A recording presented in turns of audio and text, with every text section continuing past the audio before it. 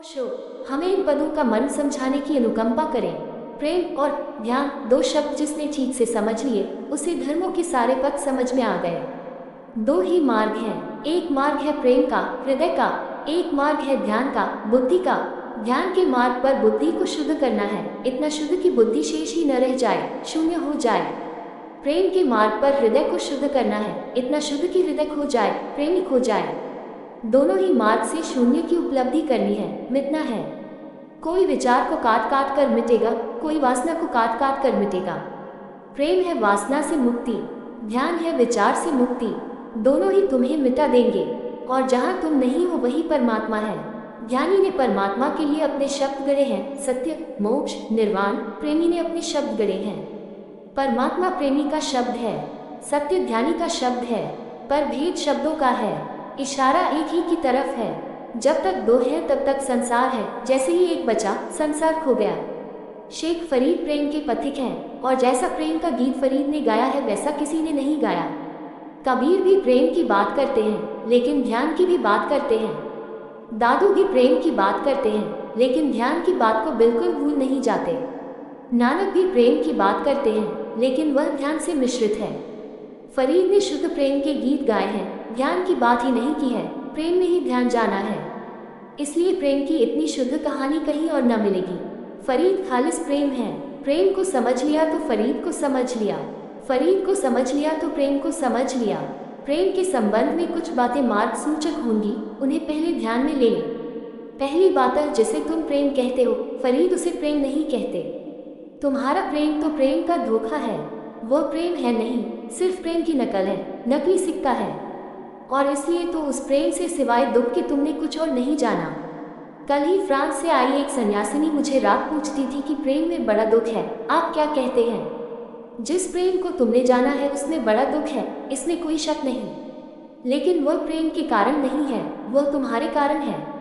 तुम ऐसे पात्र हो कि अमृत भी विष हो जाता है, तुम अपात्र हो इसलिए प्रेम भी विषाक्त हो जाता है।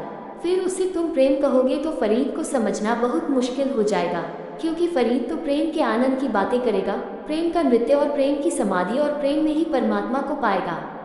और तुमने तो प्रेम में सिर्फ दुख ही जाना है, चिंता, कलह, संघर्ष ही जाना है। प्रेम में तो तुमने एक तरह की विकृत रुग्ण दशा ही जानी है। प्रेम को तुमने नरक की तरह जाना है। तुम्हारे प्रेम की बात ही नहीं हो रही है। जिस प्रेम की फरीद बात कर रहा है वह तो तभी पैदा होता है जब तुम मिट जाते हो। तुम्हारी कब्र पर उगता है फूल उस प्रेम का, तुम्हारी राख से पैदा होता है वह प्रेम। तुम्हारा प्रेम तो अहंकार की सजावट है, तुम प्रेम में दूसरे को वस्तु बना डालते हो। तुम्हारे प्रेम की चेष्टा में दूसरे की मालकियत है। तुम चाहते हो तुम जिसे प्रेम करो वो तुम्हारी मुट्ठी में बंद हो, तुम मालिक हो जाओ। दूसरा भी यही चाहता है। तुम्हारे प्रेम के नाम पर मालकियत का संघर्ष चलता है। जिस प्रेम की फरीद बात कर रहा है वह ऐसा प्रेम है जहां तुम दूसरे को अपनी मालकियत दे देते हो, जहां तुम स्वेच्छा से समर्पित हो जाते हो, जहां तुम कहते हो तेरी मर्जी मेरी मर्जी। संघर्ष का तो कोई सवाल नहीं है। निश्चित ही ऐसा प्रेम दो व्यक्तियों के बीच नहीं हो सकता। ऐसा प्रेम दो समस्थिति में खड़ी हुई चेतनाओं के बीच नहीं हो सकता।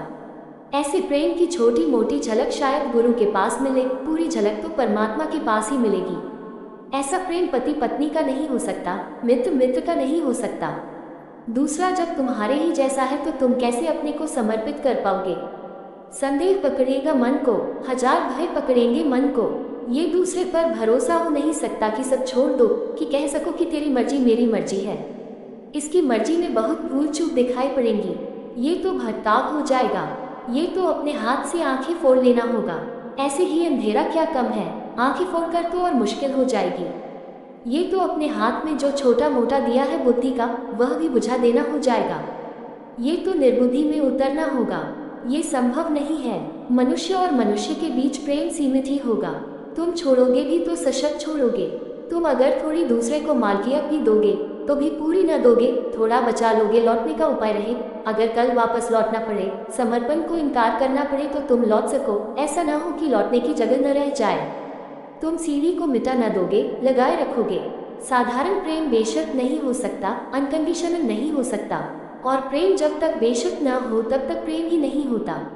तुमसे ऊपर कोई जिसे देखकर तुम्हें आकाश के बादलों का स्मरण आए, जिसकी तरफ तुम्हें आंखें उठानी हो तो जैसे सूरज की तरफ कोई आंख उठाए, जिसके बीच और तुम्हारे बीच एक बड़ा फासला हो, एक अलंघ्य खाए हो, जिसमें तुम्हें परमात्मा की थोड़ी सी प्रतीति मिले, उसको ही हमने गुरु कहा है। गुरु पूरब की अनूठी खोज है। पश्चिम इस रस से वंचित ही रह गया है, उसे गुरु का कोई पता ही नहीं है। वह आयाम जाना ही नहीं पश्चिम ने।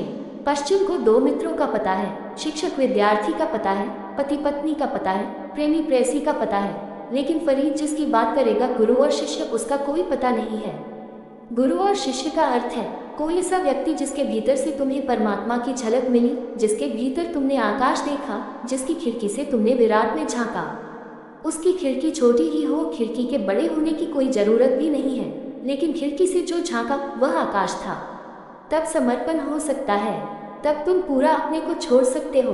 धर्म की तलाश मूलतः गुरु की तलाश है, क्योंकि और तुम धर्म को कहाँ देख पाओगे, और तो तुम जहाँ जाओगे अपने ही जैसा व्यक्ति पाओगे।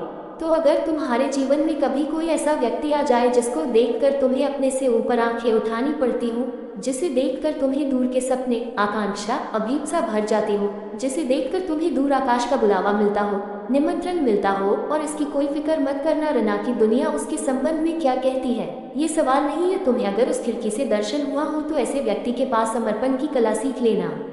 उसके पास तुम्हें पहले पाठ मिलेंगे, प्राथमिक पाठ मिलेंगे अपने को छोड़ने के। वे ही पाठ परमात्मा के पास काम आएंगे। टॉक सुनने के लिए धन्यवाद। ओशो टॉक को सुनने के लिए बने रहे हमारे चैनल के साथ।